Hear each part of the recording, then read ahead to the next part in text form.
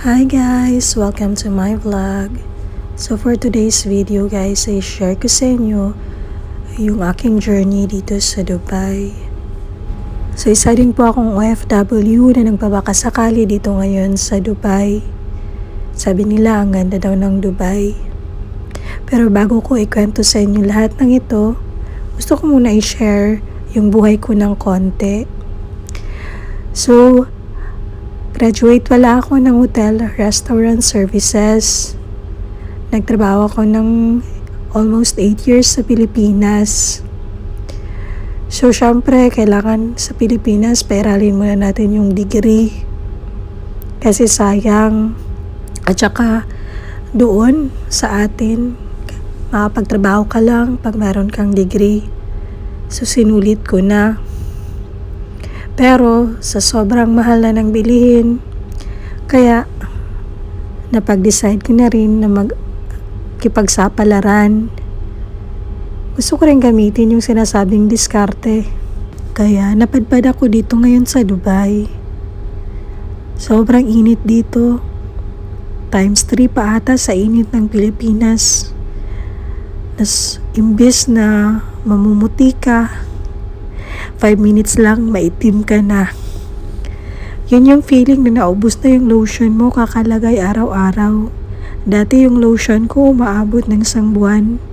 Ngayon yung lotion ko sa 1 linggo, konti na lang ang naiiwan. So ngayon nga guys, sa dahil morning, so paghahanda ko muna sila ng juice para sa breakfast. So, meron pala kaming tinatawag na juicer. Kung nakikita nyo, doon ko nilalagay yung orange. So, binabalatan ko muna yung orange bago ko siya ilagay sa juicer para hindi pumait. Kasi natry ko na to na isinama ko yung balat. Kaso, ang pait nung labas, nasayang lang yung orange na ginawa ko. Kaya lesson learned tayo. Binabalatan ko na siya ngayon. At talagang masarap na talaga siya.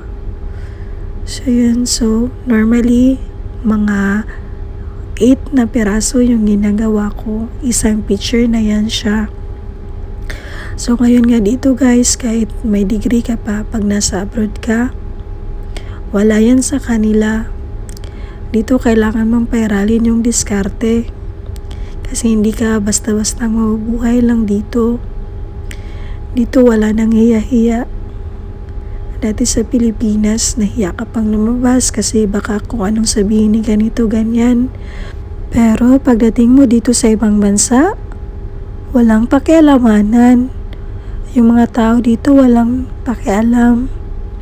Kahit anong gawin mo pa, hindi parehas sa atin na lumabas ka lang. Makikita mo na sa bawat gilid yung mga marites na nag-aabang. Dito walang ganyan. Kasi lahat ng tao dito busy. Busy magtrabaho. Walang hingi-hingi din dito. Kasi lahat sila nagtatrabaho. Kaya walang mga marites.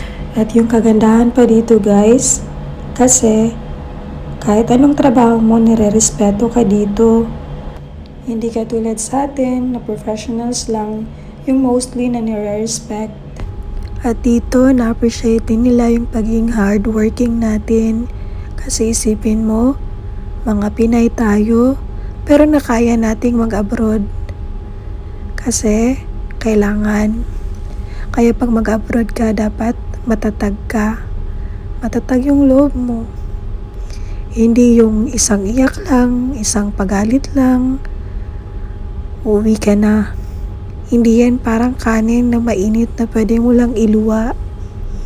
Yung buhay dito, kailangan mong makipagsapalaran. Kasi paano ka titibay kung palagi kang pinagbibigyan. Kaya ingat kabayan. Sana may natutunan ka sa video ko. And God bless. See you sa next video ko.